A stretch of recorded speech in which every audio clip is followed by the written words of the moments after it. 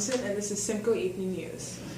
6 years ago, on April 20th, 2010, a massive oil spill occurred in the Gulf of Mexico. In response to the spill, 20 million gallons of dispersants were applied to the spill. Oil dispersants are a mixture of surfactants, solvents, and proprietary additives that are put on the surface of the spill. The dispersant is made of a hydrophilic water-seeking head group and an oleophilic oil-seeking tail group. The oleophilic oil-seeking tail attaches itself to the oil drops, changing the physical and chemical properties of the oil and stabilizing it so that it can mix with the water.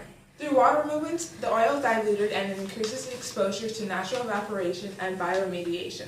Bioremediation is a process in which living things like microorganisms decompose the oil. This technique is used to quickly prevent the oil from reaching shorelines and affecting wildlife on the land. However, it has been said that allowing the oil to enter the water is having an effect on the aquatic life. Joining us now, the CEO of Suncurrent Energy, Chad Michaels. Thank you for speaking to us today. The engineers working on this issue have said they have put in booms to stop the oil from spreading. What are your other plans to prevent this time-sensitive issue? We have many other plans regarding the oil spill and taking care of the excess.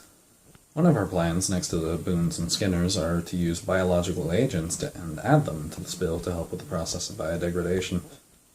We're also going to attempt to speed up the process through the use of adding fertilizing nutrients like nitrogen and phosphorus, which encourage the growth of microorganisms that can take care of the oil in a fast and efficient way, in other ways next to the dispersants, which clearly aren't the first choice.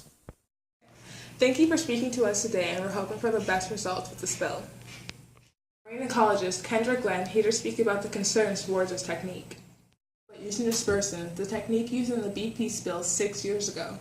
Well, these conditions are much different than that of the BP oil spill. One significant factor is that we are now working in fresh water rather than salt water, which has a drastic effect on the dispersion capabilities of the chemicals used. Studies show that generally higher salinity increases the effectiveness of dispersants. Therefore, working in fresh water is not favorable. You see, the salt content of the water decreases the solubility of the dispersant in water. Therefore, more dispersant can be available to react with the oil. We are also working in cooler waters, which is another setback due to the fact that dispersion effectiveness usually increases in higher temperatures due to the oil being less viscous, which is ideal. However, this is not always the case for all situations. Therefore, we need to extensively research which type of dispersant would be most effective with the characteristics of Lake Simcoe's situation. What are the effects of oil dispersant on the aquatic ecosystem? Dispersants do not remove oil, but rather reposition where it exists and where it goes. Using dispersants is not a fix to the problem, but basically just sweeps the problem under the carpet, or the waves if you will. Although dispersants can avoid the oil from washing up on shorelines and affecting these ecosystems, this will just complicate the problem at hand, affecting a much larger ecosystem we cannot see. This technique essentially turns a two-dimensional problem of oil floating on the surface into a more complex three-dimensional problem.